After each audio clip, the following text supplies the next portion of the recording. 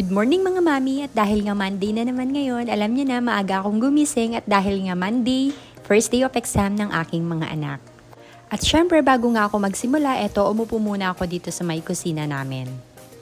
At dahil nga exam ng aking mga anak, lulutuan ko nga pala sila ng sopas at lumpiang Shanghai. Eto na nga yung magiging breakfast nila ngayon at dahil alam ko namang magugustuhan nila.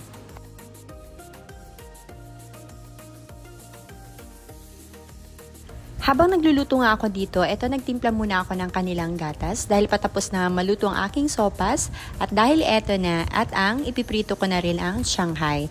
At habang inaantay nga ako ni Kuya na magluto ng kanilang pagkain, nakiusap nga siya sa akin na papaliguan ko daw siya. Kaya ayan, pinaliguan ko na lang silang dalawa para mas mapabilis.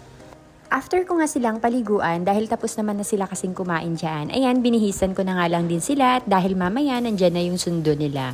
At bago nga sila umaalis ng bahay, hindi talaga nila nakakalimutan yung hug and kiss nila sa mama nila. Alam niyo ba yun, kahit napagod ka, talaga namang mawawala yung pagod mo kapag ganito yung mga anak mo. Pagpasok nga nila, ito nga yung una kong ginawa, hinugasan ko na yung mga pinagkainan nilang pinggan para wala ng kalat dito sa may kusina. Next naman na gagawin ko ay maglilinis ako dito sa bahay.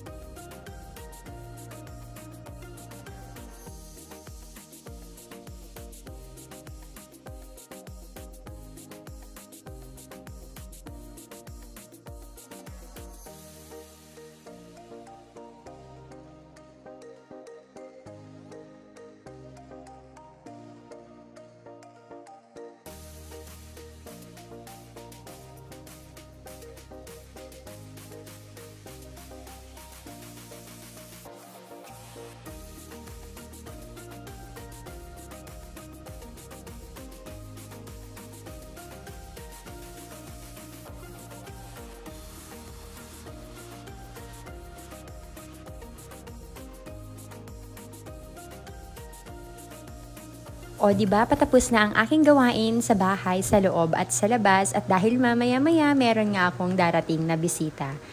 At syempre ang aking bisita, si Amber, ang kasi ng aking mga anak. At dahil nga maaga kasi natapos yung exam nila at dito muna siya dumiretso sa bahay. Kaya ang ginawa ko, pinanood ko na lang muna siya sa TV ng Peppa Pig, tapos pinameryenda ko na lang siya. Same school kasi sila ng aking mga anak. Kaya napaaga kasi yung uwi niya, hanggang 9 lang kasi yung exam niya. And then, yung mga anak ko naman, 11:30 pa yung uwian nila. Yung ate niya kasi, tsaka yung bunso ko ay magkaklase. Kaya mamaya, dadaanan na lang siya dito sa bahay after ng exam ng ate niya. O siya, hanggang dito na lang muna. Bye-bye!